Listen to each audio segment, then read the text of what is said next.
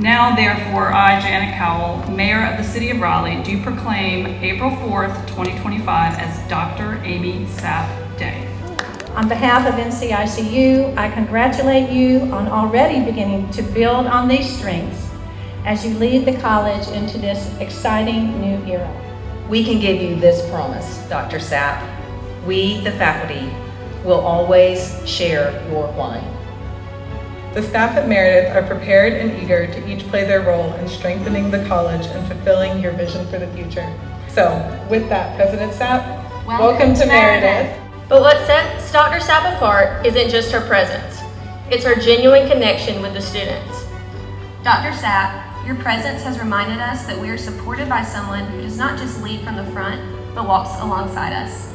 Your leadership inspires us to rise to the best versions of ourselves, as students, as women, and as future leaders. Thank you, Dr. Sapp, for being the leader we hope for and more. I hope home is a word that has already resonated with you and how you feel about Meredith and this incredible community.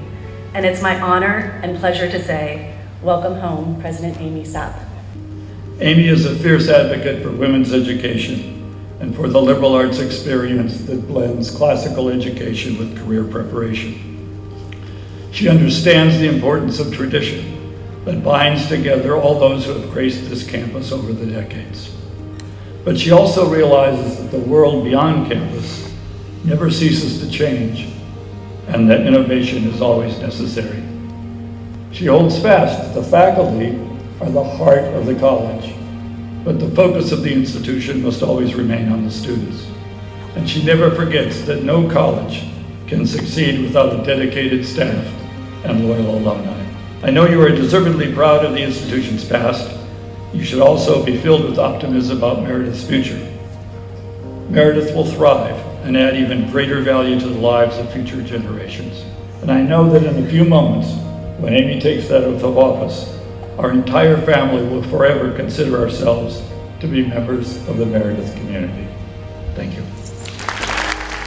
As Aimee Sapp is duly sworn to uphold the duties and responsibilities of the oath of the office of president, I present her for her confirmation as the 9th president of Meredith College.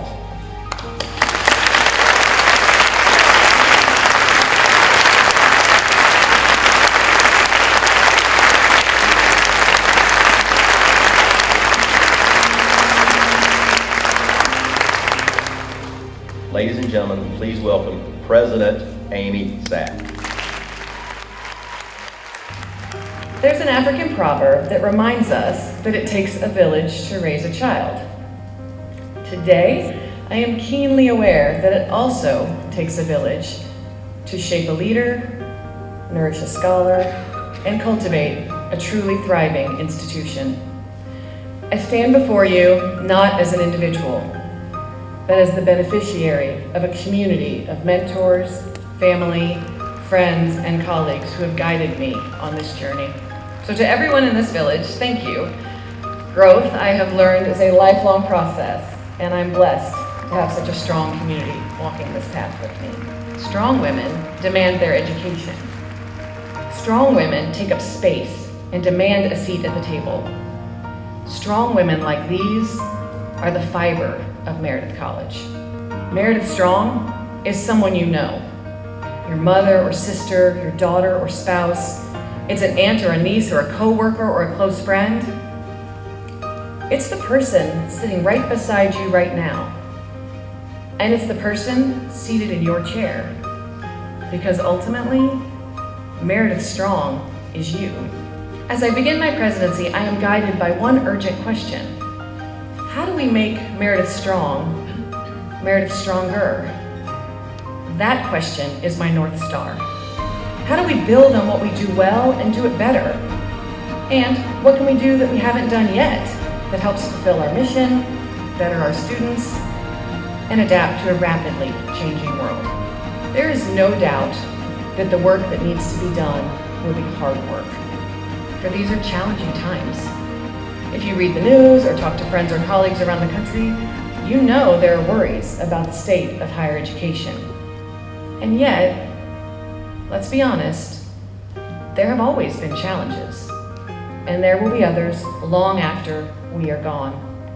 The question is, how do we face the challenges of the present moment? What will each of us contribute to the common good so that this cherished place continues to shine its light for the next 134 years and beyond? Where will we find the vision to do what needs to be done and the wisdom and the courage to do it?